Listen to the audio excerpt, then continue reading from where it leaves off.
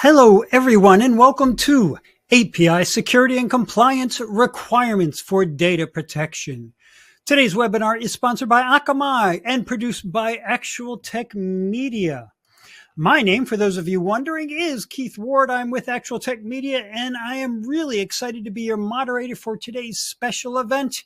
But before we get there, we've got a few housekeeping items you need to know to help you get the most out of this presentation today. And the first thing I want you to know is that we want this to be an informative event for you, so we encourage any questions in the questions box in your webinar control panel. Now, that Q&A panel is also the place to let us know about any technical issues you might be experiencing. If you cannot hear something or see something or things just are not going right for you, let us know in that Q&A panel and we will get on it right away and help you out.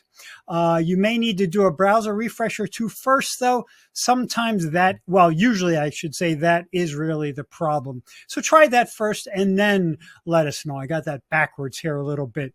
Okay, next up, we've got some important resources for you in the handout section of your console, which is right there to the left of the questions tab. And the first resource we want you to check out is the guide to getting started with Akamai.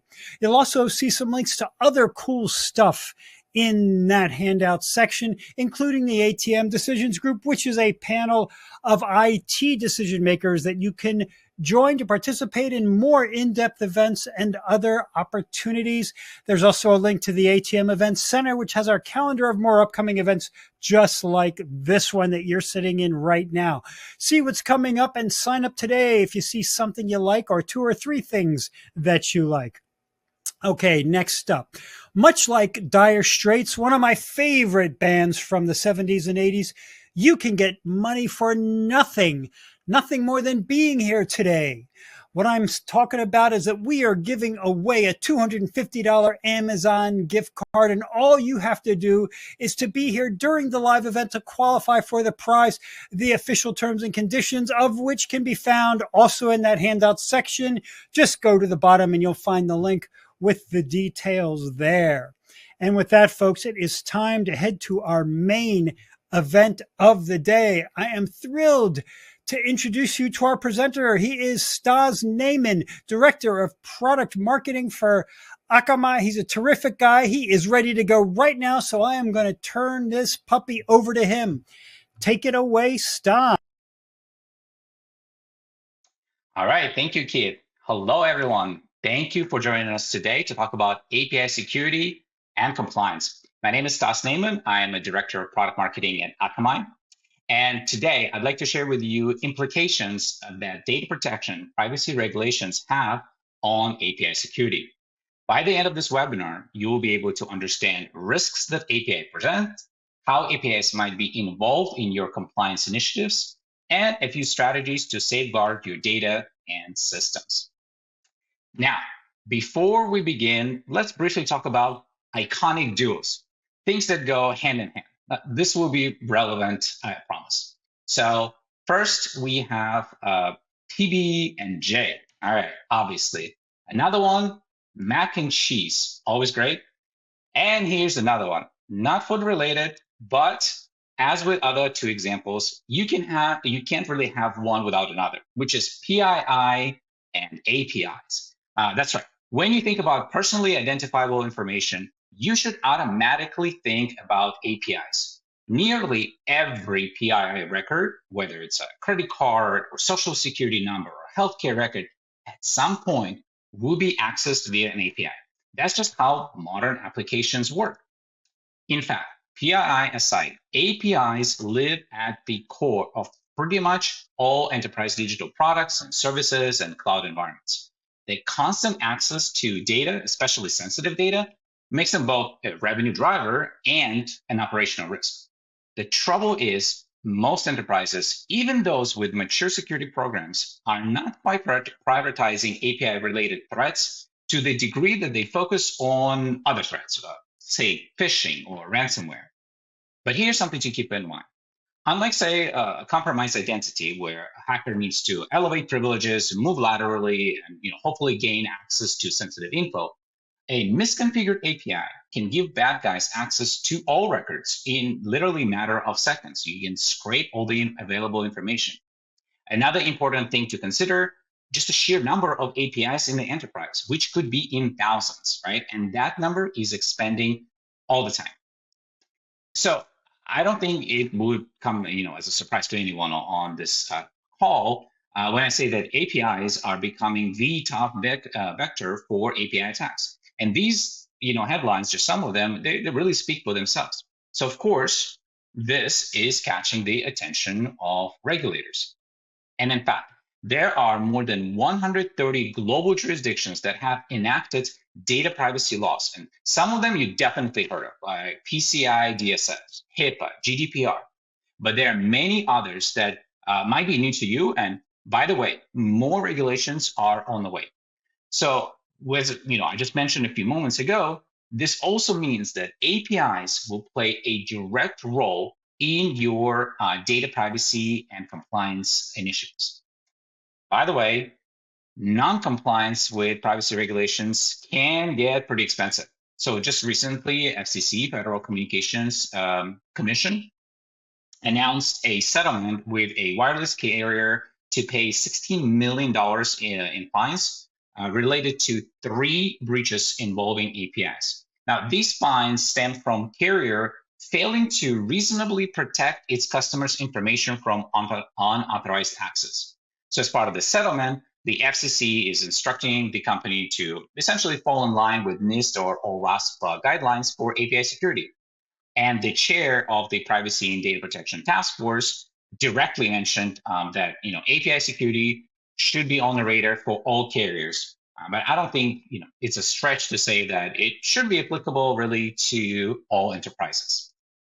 All right, so let's talk about specific regulations and API requirements, except there is a small problem. All right, so regulatory bodies themselves can't really, or always keep pace and be explicit about every facet of coverage needed to prevent breaches. So while some regulations definitely include direct language indicated they need, to inventory, to assess your APIs or secure APIs, many of their regulations do not call out APIs explicitly.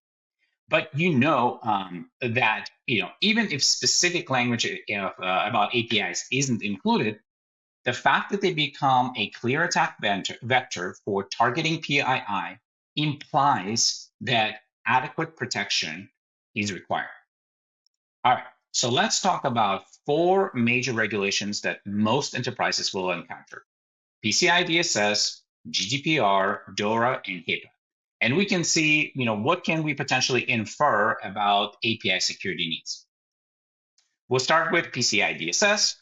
So this regulation was created by the Payment Card Industry Data Security Council, and it's essentially a global standard for protecting payment data. If your business accepts major credit cards and processes, stores, or transmits cardholder data electronically, you must comply. There's no ifs or buts. So this regulation is very broad and it has several key objectives, but we'll specifically focus on one requirement number 6, which centers on the need for organizations to review their custom application code to confirm that organization software securely uses third-party components like libraries, frameworks, and APIs.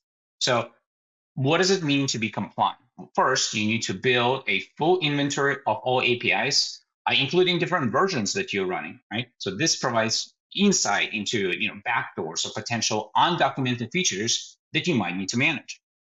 You need to detect third-party frameworks used to power your APIs and determine maybe some of them may be outdated or have misconfigurations that can lead to vulnerabilities. You have to validate normal and expected behavior of API usage and implement controls to block suspicious actors from, say, abusing your systems or APIs. And finally, you need to implement secure coding best practices for APIs to ensure that the APIs that you do develop and put into production are secure and follow security standards. So this is a good example that underscores the key role that APIs play in this broader software supply chain, right? And what it takes to protect it. Next up, GDPR, right? General Data Protection Regulation. So this one is a European Union law. I believe it came into effect in 2018, and it governs the way in which we can use, process, and store personal data. Now, this regulation stipulates that personal data is literally any information that can be linked or connected to an individual. So a data regulated under GDPR could include your name, contact information, banking or financial information, medical information. And by the way, on the more technical side, covered data can also include geolocation data like an API address or web cookies. So what does that mean for API security? Well, whether you're developing applications or microservices or IoT devices, the APIs that live at the heart of these technologies are likely exchanging GDPR regulated data. So therefore, organizations developing any internet accessible APIs must factor in data protection into the API design from the start, like not after the fact. So once again, several API security implications.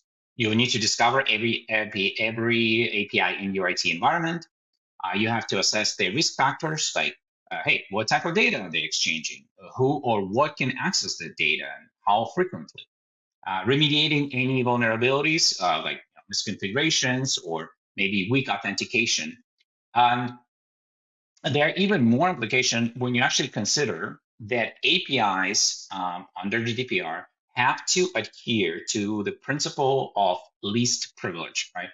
Which requires users to have only the minimum permissions necessary to perform their jobs. So GDPR Article 25 is rooted in least privilege, right? It requires companies to implement, and I'm going to quote this, technical and organizational measures for ensuring that by default, only personal data which are necessary for each specific purpose are processed. In plain language, this means that API developers should implement user authentication and authorization controls to safeguard the sensitive data that flows through those APIs that they develop, and then ensure that existing APIs that they already have in their systems are properly authenticated. Another regulation coming from the EU is Digital Operations Resilience Act, also known as DORA. More than 22,000 financial institutions and IT service providers in the EU are affected by this regulation. So the act calls for financial institutions to develop information and communication technology third-party risk strategies and conduct the due diligence to vet those providers and make sure that they are suitable. By the way, this is interesting. Usually, regulators exclude third parties that provide IT services from such requirements, which is not the case with DORA. So in that sense, it's kind of a unique and all-encompassing regulation. Now, DORA sets out several requirements with API security implications, including digital operation stability, which requires organizations to implement regular testing programs that identify potential gaps, vulnerabilities, or deficiencies in their digital operation stability. So think network security tests, penetration tests, and of course, API testing, right? You want to test your API's vulnerabilities. So in fact, DORA actually outlines examples of security testing that include web-based applications and APIs. And those examples are based on OWASP Top 10 API security risks. Definitely familiarize yourself with that OWASP Top 10 risk framework. So API security implications. One, you need to implement regular testing programs, right? Identify potential gaps, vulnerabilities, deficiencies in anything that can break digital operation stability. All issues that you discover during testing, bugs, flaws, vulnerabilities must be addressed, and so you need a system to classify them, prioritize them, and hopefully remediate any issues. And then financial entities must test all information and communication technology systems and apps supporting essential functions at least once a year, right? So if your solution does not support testing, or you cannot automate some of the testing processes, this would have a huge impact, on your team's productivity and efficiency. Like you'll need to perform this type of tests manually, which is, significant overhead. All right, coming back to regulations coming from the United States, we have Health Insurance Portability and Accountability Act, aka HIPAA. Now, this regulation requires appropriate safeguards to protect the privacy of protected health information. And this is actually a great example of a regulation that has significant implications for APIs, even if it doesn't explicitly call out, APIs as part of the requirements. So I'll give you an example. Consider a technology vendor that builds patient portals for 24/7 healthcare clinics, right? An underlying function of these portals essentially is the ability to, for patients to log in and have access to their, data on doctor's visits and test results and payments and that type of stuff. So APIs are the facilitators of that exchange. So both the clinic and the vendor are actually bound to adhere to HIPAA requirements. This means that API developers must embed technical safeguards such as authentication, unique user IDs, role-based access controls to ensure least privilege is in place. Visibility also essential for HIPAA-covered organization, whether it's a provider whose IT team creates bespoke APIs or a vendor developing APIs for the provider themselves, right? Organizations need real-time assessment and reporting on each API's risk posture, specifically what types of personal healthcare information they transmit. And this is relevant for compliance and fulfilling one of the HIPAA's requirements, which states that you must be able to respond to individuals' requests for information on when, where, why, and whom their PHI has been disclosed. And of course, that's not quite possible if you don't have sort of the right visibility and the right tools in place. So what tools do companies actually have at their disposal? Well, some organizations rely on API gateways and WAFs, web application firewalls, for this baseline API protection. But these tools aren't quite designed to provide that degree of visibility and real-time protection and continuous testing that specialized API security solutions can provide and that regulations actually demand. So if you have a gateway and a WAF, that's great. But what you see on the screen are just some of the questions you might want to ask yourself to identify if you have gaps in API coverage. In addition to all the stipulations that we just discussed a couple of minutes ago that are specific to those regulatory requirements. So APIs, the way to think about APIs is sort of kind of like a team sport, right? There's no one silver bullet type solution that does it all, just doesn't exist, right? So instead, you need to think of like a defense in depth approach, like a layered approach. And API security solutions coupled with your existing security stack can definitely help you when it comes to improving your compliance posture and security in general. So I want to take a couple of minutes to talk about our solution, Akamai's API security, which covers 4 key pillars. Discovery, which helps you understand what exists in your environment, like what type of data is being exchanged, which third-party frameworks are used in your APIs, who is accessing these APIs, and so on. Posture management, which helps you uncover any vulnerabilities and misconfigurations. And runtime protection, which of course helps you detect and block attacks on your APIs. And testing to ensure that APIs that do make it into the production are safe and secure, and so on. So let's double click into individual capabilities that can help you on your journey to compliance, starting with discovery. So it's not uncommon to have APIs that no one knows about. Most organizations have little to no visibility into a large percentage of their APIs. And often that is because they assume that all their APIs are routed through the API gateway. In our experience, that is not the case. Like we routinely find that there are more than 30% more APIs than companies were expecting in production, right? Once we start doing our POC. So some of the capabilities that you can use include locating and inventorying all your APIs, hopefully regardless of the configuration or type. Detecting these dormant or legacy or zombie or abandoned APIs that you just don't know that are still there. A good example that I can give you, we recently had a company that discovered an API that was accessing production data, sensitive production data, and it was put in production as part of a hackathon that they hosted a year ago. Except no one, everybody forgot to clean up the APIs and make sure that they are not in production. And developer left, a developer that developed it actually left the company. So this was a big surprise for the company, and gladly we discovered it before the bad guys did.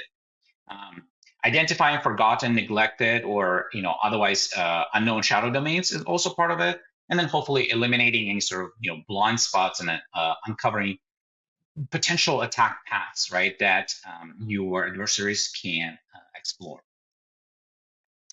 Once you have complete inventory in place, it's critical to understand what type of data flow actually flows through those APIs and how it might affect your ability to comply with regulatory requirements. So API posture management provides you this comprehensive view of traffic and code and configurations to assess the API security posture.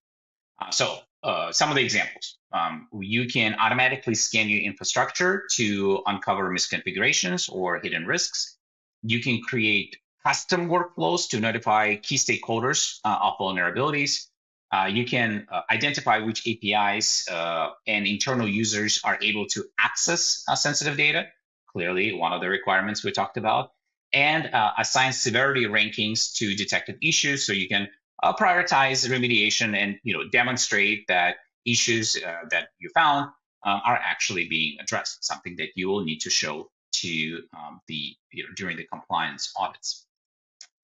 Runtime protection. So runtime protections are really more focused on detecting breaches than providing compliance. But as we discussed at the beginning of the webinar, having breaches is a good way to get investigated. So for all the APIs that you have there in production that are live, you need to be able to detect and block attacks. So some of the capabilities that you can use monitoring and analyzing API traffic for data tampering or leakage or policy violations or suspicious behavior or just API attacks in general.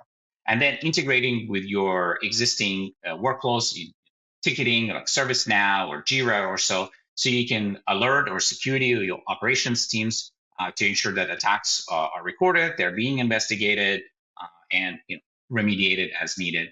And then you can also prevent attacks and misuse in real time with either fully blocking them or partially blocking them, or putting time bounds on them, or putting them in a penalty box, or rate limiting. There are many different options that you can do to keep your data secure and making sure that APIs are not being abused.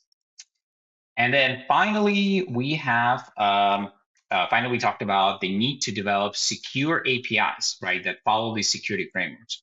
So API development teams are under a lot of stress to work as quickly as possible. So speed, as you probably know, is essential for essentially every application developed.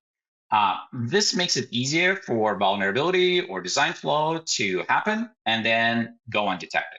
So testing your APIs in development before they're released into production greatly reduces this risk, and it greatly reduces the cost of fixing any vulnerability. If you think about how difficult it is to pull the API out, stop the business process, fix the issue, test it, coordinate putting it back into production, test it again to make sure everything is well, you can see how quickly that can add up in terms of the costs.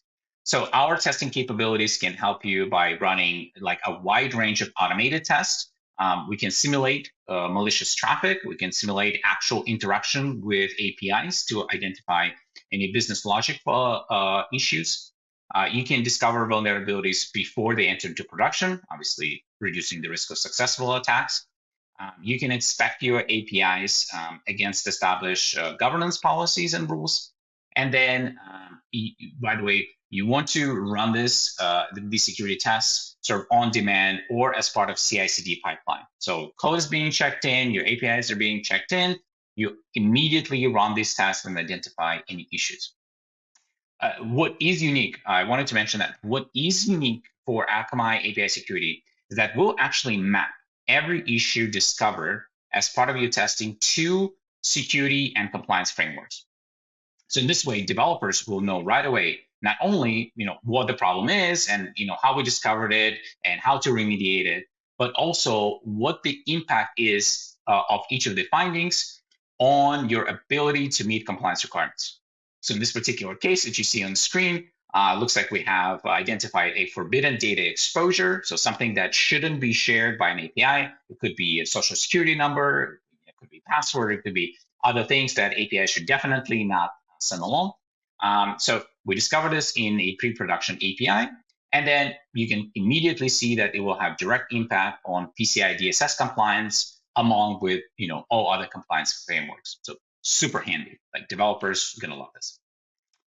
All right, to summarize, here are 5 best practices to improve your compliance posture, regardless of which tools you guys are using. So 1, you need to be able to locate and inventory all of your APIs. That's a start, and there's no way around it, unfortunately. You have to know what's in your environment, whether it's going through your API gateway or not.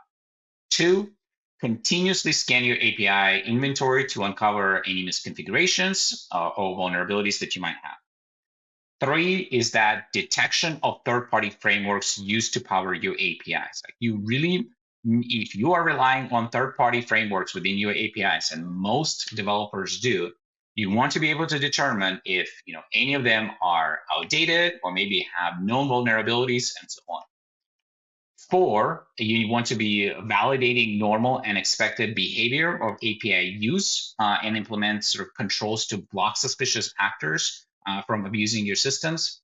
And 5, validate the security of your API code and avoid, as much as you can, putting any API-related vulnerabilities into the production. Bonus, that's not on the slide, but what you really want to strive for is implementing the secure code best practices for APIs. And if you can do it in sort of programmatic approach to make sure that you deliver secure code on a continuous basis, that's going to save you a lot of headaches down the road. So key takeaways. Let's bring it all back. What we covered today. Number 1, privacy regulations are here to stay, right? And you can expect more of them, and regulators, as you can see, are taking them very seriously. So more fines and more articles to be expected on that. Whether called out explicitly or not, API security is foundational to demonstrating compliance, and it's also important because you can avoid breaches in the first place. And then dedicated API security solutions, like the one I showed from Akamai, can significantly boost your existing security capabilities and just help you accelerate your compliance initiatives and improve your overall security posture. So if you'd like to learn more about our solution, please do visit our website. Here's some links. And I also strongly recommend responding to an email that you will receive from Akamai in next 2 days, as we actually develop a dedicated compliance white paper. It's coming out shortly, and it will cover 6 key regulations, so 2 more in addition to the ones that I briefly covered in this webinar.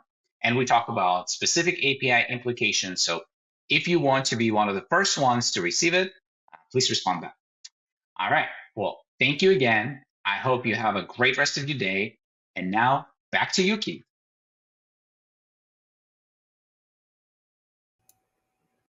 Thank you so much, Stas.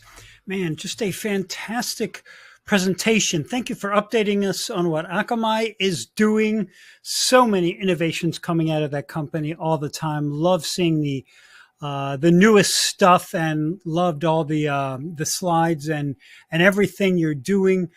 Just great information. I learned so much today, and I think the attendees did as well. I wanted to mention that Stas is not able to take questions at this point today. I apologize for that, but he does assure me that he and the Akamai team will be following up on all questions that came in. So have no fear. You will be hearing from them. We are just about out of time now for this one then, folks. But before we wrap up, there's one more piece of business, and that is the Amazon gift card prize, drawing $250, as I said at the beginning.